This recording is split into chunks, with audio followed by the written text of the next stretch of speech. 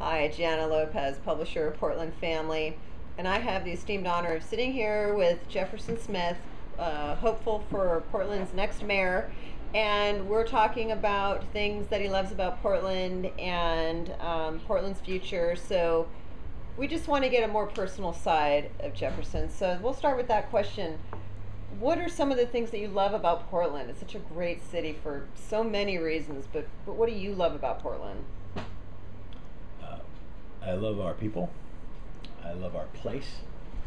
Uh, and I love a lot of our story.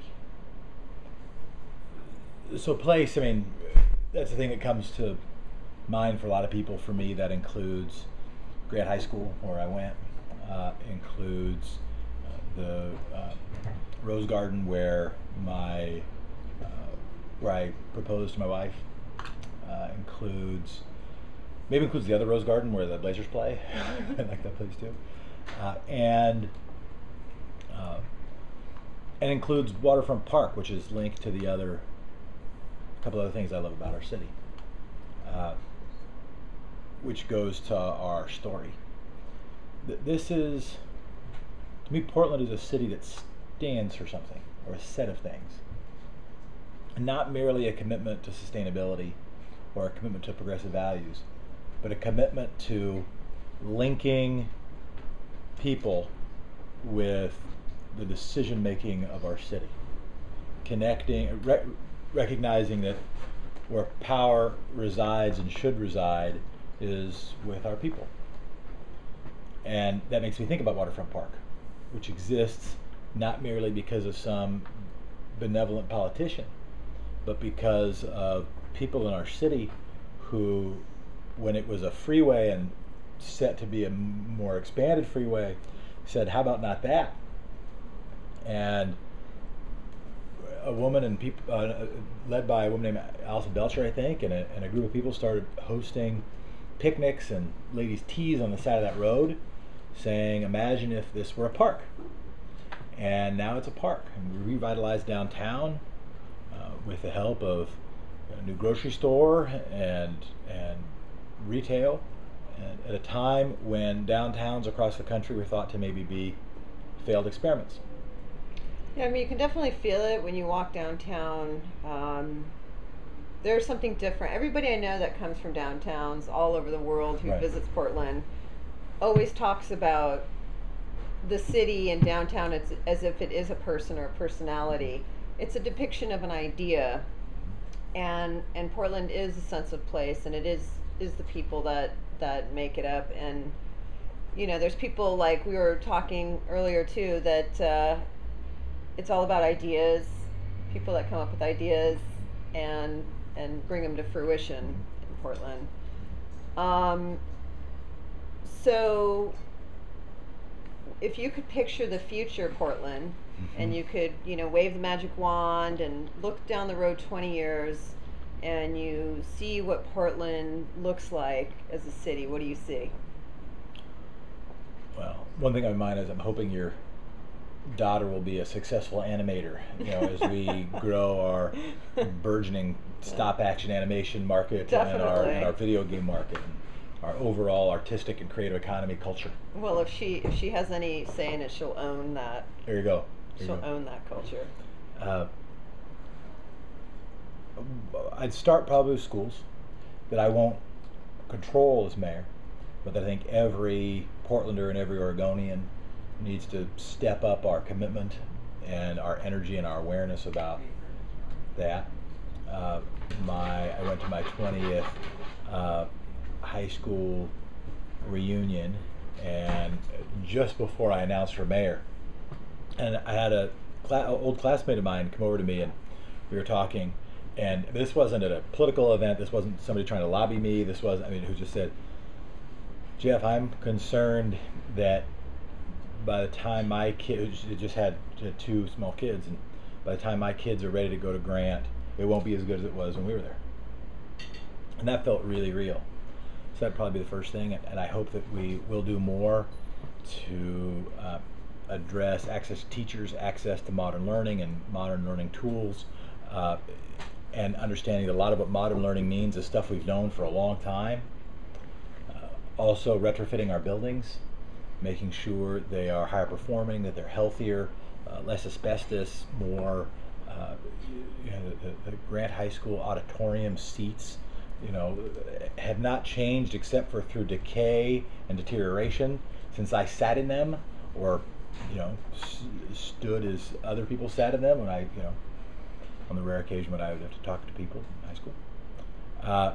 And beyond that, I'd be thinking about the whole city.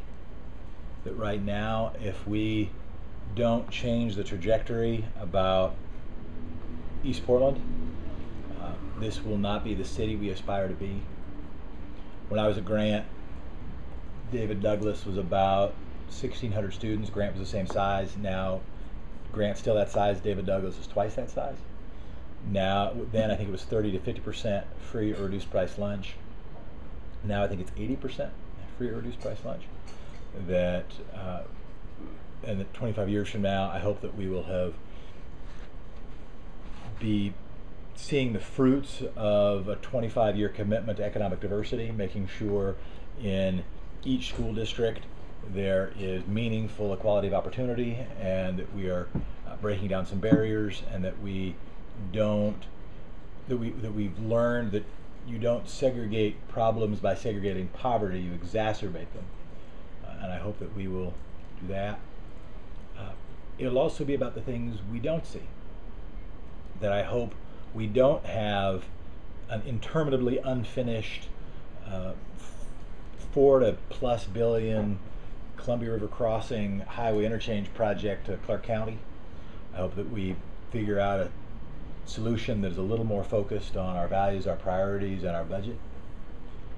I hope that some of the infrastructure we build is not just above ground highways, but what are we doing below ground? I don't mean tunnels. I mean with broadband infrastructure. I mean making sure that we have the smartest energy grid, that with sewers and water delivery, that it's not just about bigger and bigger pipes, but doing things more localized and within districts, so that we're reducing energy cost usage from when we move around water and sewage. That's interesting too. I don't think people often know or are aware of how much goes into a city. So you ask somebody, when you see what the city's going to look like, I mean, you could see everything that goes into the city. You've spent a lot of time learning about everything that goes into the city, and it's just not such a simple question. Here I thought it was going to be a little easier, but that's very, very thorough. And it's not even close to thorough. No, I know. There's so much more, but that's a decent enough place to pause. No, I know. Yeah, thorough for people that picture just that don't know. Right.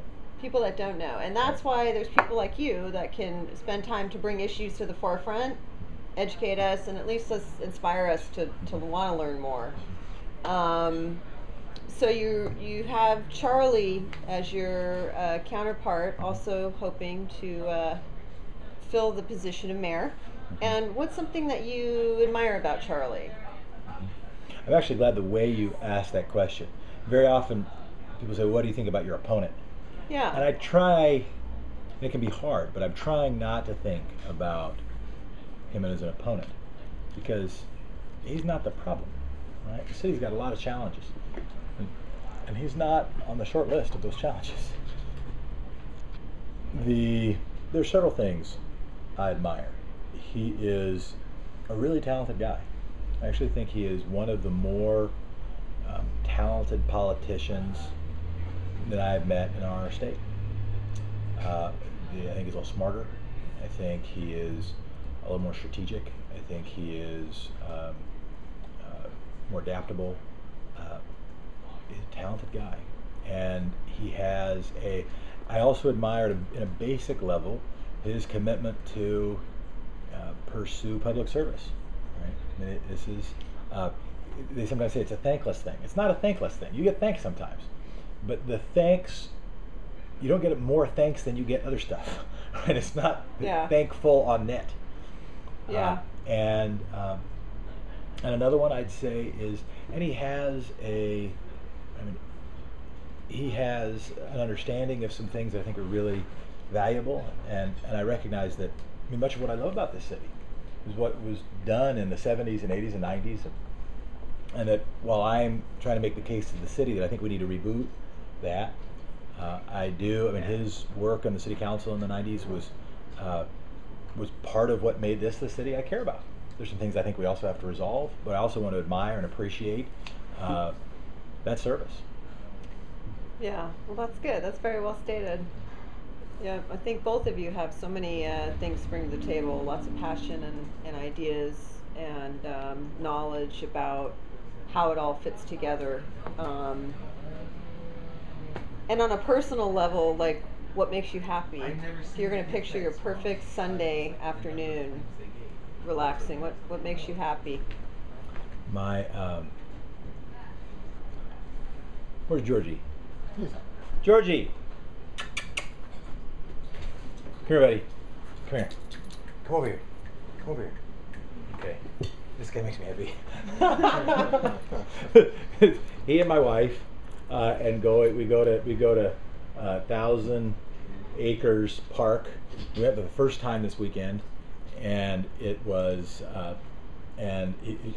normally it's to the beach. He loves the beach, but I think he loves 1,000 Acres Park even more, which is like the biggest dog park around. Including go to play in the Sandy River. He swam for the first time. So I love my wife, love my dog. The other though is I do is that family and recreation and reflection, those can make me happy. But also I'll acknowledge that I get happier also with progress towards things I care about. And they actually University of Chicago did a study on what makes people happy, and what they found was perhaps the thing that made people the most happy, they called it flow. It was when you're working on something that you feel you're pretty good at, that you're invested in, and you're doing a good job at it. And that's very often when we're the very happiest. So for me, when my former life, I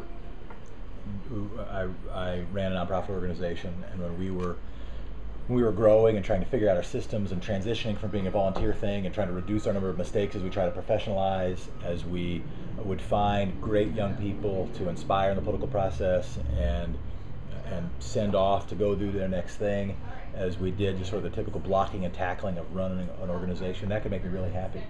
Even moments in this campaign, not all the time, but moments in this campaign when there are people who are getting engaged for the first time, yeah, that makes me happy. And that's probably where to finish it, is that the thing that the thing in my public life, or in how I spend my daytimes, that gives me the most charge is when I work with a young person who gets excited about the public interest and wants to participate in some way. That's the thing I like probably best. Well, thank you for your time. Yeah, Totally appreciate it. And Portland family appreciates your willingness to put yourself out there and your ideals and your vision and making it better for everybody. Thanks. Tell my critics. Yes. Cheers.